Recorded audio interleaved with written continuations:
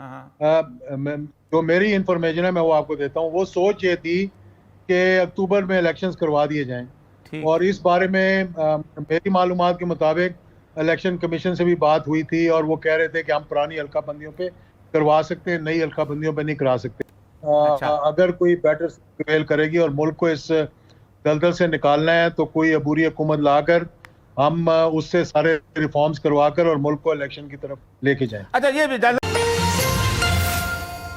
जी नाज़रीन, ब्रेक के बाद आपको खुशामदीद कहते हैं। मुस्लिम लीग ज़िया के सरबरा जनाब एजाजुल हक साहब इस वक्त एक अहम मिशन पे हैं। उनके मिशन को मसालेती मिशन का नाम दिया जा रहा है, और मुलाकात उन्होंने की है साबिक़ वज़ीर-ए-आज़म इमरान खान साहब से, और कुछ टेलीविज़न चैनल्स पे उनके इंटरव्यूज़ भी सामने आए। और ये साहब एजाजुल हक साहब से बात करने से पहले इस मिशन की कुछ तफसीलात मिशन तो काफ़ी दिन पहले उन्होंने मुलाकात की थी।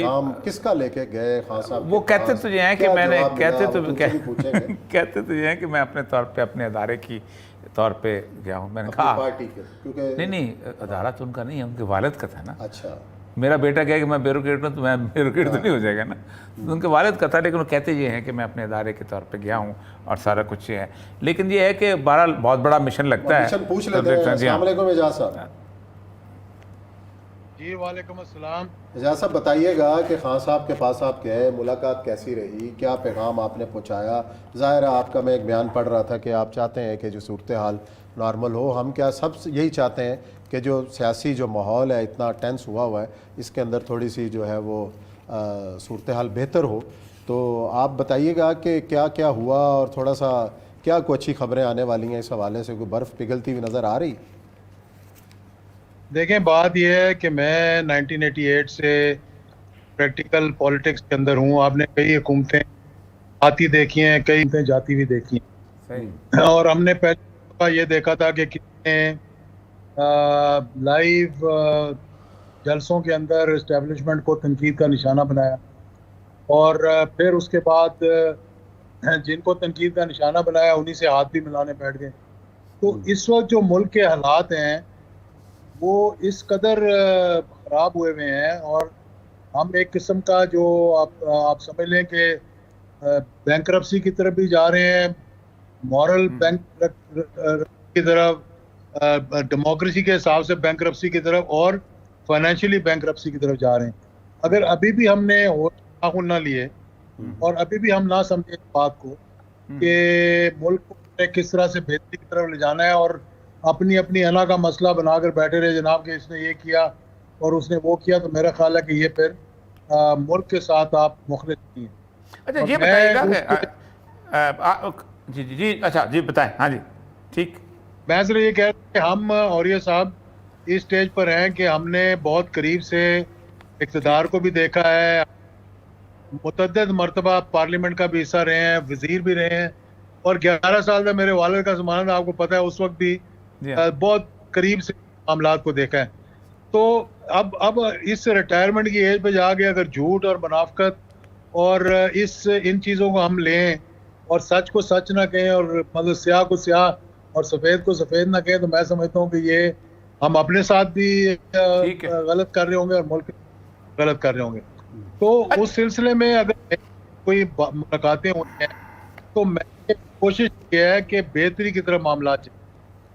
अब उसको आप जिस मर्जी नज़र से देख सकते हैं कि क्या क्या बातचीत की, क्यों की। मैं समझता हूँ कि मामलात जो हैं अगर हम कन्फ्रंटेशन करेंगे तो मज़ीद ख़राबी की तरफ जाएंगे, और हम फिर वो काम करने को जाएंगे जो कि अब आप सोशल मीडिया पे देख रहे हैं कि कभी ऐसा। जी जी हेलो, मेरा ख्याल है कि कोई ऑडियो का उनके अंदर प्रॉब्लम आया है, क्योंकि मेरा फ़ोन कॉल आ गई शायद। अच्छा तो वो वही कह रहे थे कि बुनियादी तौर पे मैंने देखा है कि इतना ज़्यादा अदारों की सूरत हाल हो गई है कि अब अदारों को अपने में संभालना मुश्किल हो गया हुआ है। तो उसकी वजह से मैं गया था कि ये सूरत हाल कैसे बिल्टअप हुई। तो मैंने बेसिकली सवाल जो करना था वो ये था कि जब मैं आज से कुछ 2 महीने पहले मिला था खान साहब से, पहले चंद लोगों में से था। जी जी अस्सलाम वालेकुम जी एजाज साहब, मैं असल में पूछना चाह रहा था कि मैं तकरीबन 2 महीने पहले खान साहब से मिला था ईद के अगले दिन। तो उन्होंने पहली बात मुझे फ़ोन ऐसे हाथ में पकड़ा हुआ था, कहते कि मैंने तो नंबर ब्लॉक किए हुए हैं। तो कुछ नंबर खुलने का चांस है कि नहीं है? देखें, ये सारी पॉलिटिकल गेमिंग होती है, कोई नंबर किसी का ब्लॉक नहीं करता, और अगर कोई ब्लॉक भी हो जाए तो कई नंबर खुले होते हैं। अच्छा ठीक है। तो बात यह है कि इंसान में गुस्सा होता है और दोनों तरफ से गुस्सा है। अब खान साहब ने भी जो मतलब बातें की हैं, जो लकब दिए हैं, मेरा नहीं ख्याल कि वो भी अच्छे अंदाज में लिए गए हों। और इसी तरह से मेरा ख्याल है कि अगर किसी को आप बैठे बैठे एक रजीम चेंज हो जाए और आप निकाल दें तो लाजमी बात है इंसान के अंदर गुस्सा होता है। आपने देखा नहीं था कि मुझे क्यों निकाला? पूरे पाकिस्तान में जो दुआई मचाई हुई थी कि मुझे क्यों निकाला, मुझे क्यों निकाला, यहाँ से लेकर पूरी जीटी रोड और लाहौर तक, और उसके बाद भी ये मामला चलता रहा। अच्छा। अगर कोई बेटर प्रिवेल करेगी और मुल्क को इस दलदल से निकालना है तो कोई अबूरी हुकूमत लाकर हम उससे सारे रिफॉर्म्स करवाकर और मुल्क को इलेक्शन की तरफ लेके जाएं। अच्छा, ये जायजा बताइए कि रिफॉर्म, बुरी हुकूमत बहुत अहम बात की सर, ड्यूरेशन ऑफ अबूरी हुकूमत और रिफॉर्म किस किस्म के होंगे? 3 महीने में रिफॉर्म्स कैसे करेंगे? जी हाँ, देखिए, पहली बात तो जो अन रिफॉर्म्स किए गए हैं, डी रिफॉर्म्स किए गए हैं, उन रिफॉर्म्स का जायजा लेने के लिए हमें जुडिशरी और एस्टैब्लिशमेंट करना चाहिए। क्या हम चाहते हैं कि इस मुल्क के अंदर कोई अकाउंटेबिलिटी ना हो? अगर इस पे कंसेंसस है तो मैं समझता हूं कि फिर हमें तय कर लेना चाहिए तमाम स्टेक होल्डर्स को बैठकर कि कोई अकाउंटेबिलिटी नहीं होगी आज के बाद। मादर पिदर आज़ाद हैं, आप जो करें, खाएं पिएं, लूटें, जो मर्जी करें। और अगर आपने ये नहीं करना तो फिर आपको कोई ना कोई तरीकाकार निकालना पड़ेगा। ओवरसीज पाकिस्तान के वोट का बहुत बड़ा एक इशू है। आप अपने रेमिटेंसेस देख लें, 34 अरब से अब कहाँ नीचे की तरफ किस तरह जा रहे हैं।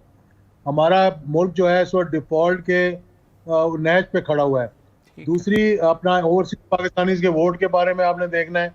और फिर आपने जो मेजर इश्यूज हैं, ये हुकूमत भी एक किस्म की एक आरजी हुकूमत है, ये 2 सीटों पे खड़ी हुई है।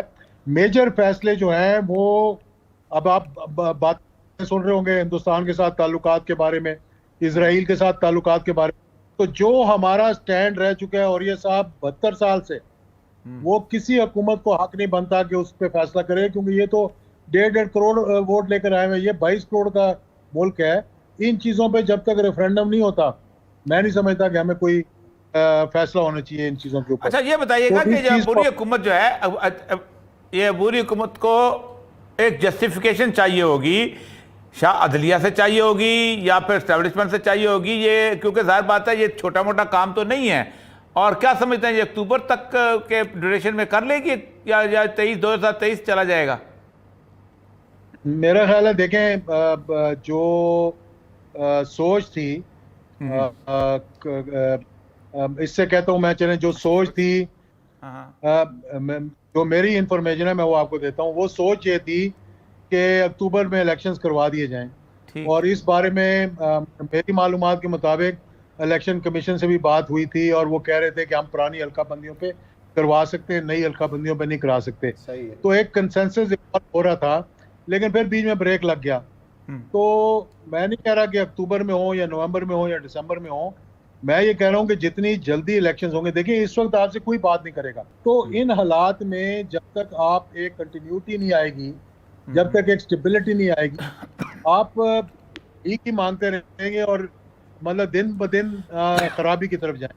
तो मेरा ख्याल है कि हर किसी को मुहिब वतन पाकिस्तानी है, उसको ये सोचना चाहिए कि हमने इस मुल्क को किस तरह से इस मुश्किल से निकालना है। क्योंकि अरस्तू तो सारे फेल हो गए, कह रहे थे बहुत से अरस्तू हैं इनके पास, और वो जो है वो कर देंगे, मतलब कि दूध की नहरें शुरू हो जाएंगी, और इनके आते ही जो है वो रुपया जो है वो 160 पे चला जाएगा, पेट्रोल की कीमतें जो है वो। जहाँ साहब, ये तो इमरान खान साहब भी डिमांड कर रहे हैं कि फिल फॉर इलेक्शन करवाए जाएं, और जो दूसरी तरफ की जो सूरत हाल है, आप तो कह रहे हैं कि ये इलाज यही है, लेकिन जो दूसरी पार्टी है वो इस बात पे तैयार नजर नहीं आ रही। वो तो यही कह रहे हैं कि अगले साल इलेक्शन करवाएंगे, नहीं, मेरा ख्याल आप सियासतदानों, वो तो खैर उन्होंने कह दिया कि वो तो एक दो वोटों की मोहताज है। असल एस्टेब्लिशमेंट की बात है कि वो कहीं राजी हो सकती है इस मसले में। देखिए, मेरा ख्याल है कि अगर कोई बेटर सेंस प्रिवेल करे तो हर किसी को ये सोचना चाहिए कि इस वक्त, देखें, अगर मुल्क बैंकरप्ट होता है तो सबसे ज्यादा नुकसान किसका होगा? हमारे दफा का नुकसान सबसे ज्यादा। हम तो चलो सरवाइव कर जाएंगे, लेकिन आपके मुल्क का दिफा, आपके मुल्क की सारे मामलात जो हैं वो किस तरह से आप उनको लेकर चलेंगे आप? आपकी इतनी बड़ी रिक्वायरमेंट्स हैं डिफेंस के लिए आपने उनको लेकर जब चलना होगा तो एक स्टेबिलिटी कंटिन्यूटी होएगी ना। ठीक। आप ऐसे तो नहीं कि धक्के से दो सीटों पे उनको कहे जी आप खड़े रहे, हम आपके पीछे टेक दे देंगे और आप कुछ कर ही ना करने के काबिल ना हो, तो आप कैसे इस मुल्क को चलाएंगे आप? सही जी, बहुत बहुत शुक्रिया जी, बहुत बहुत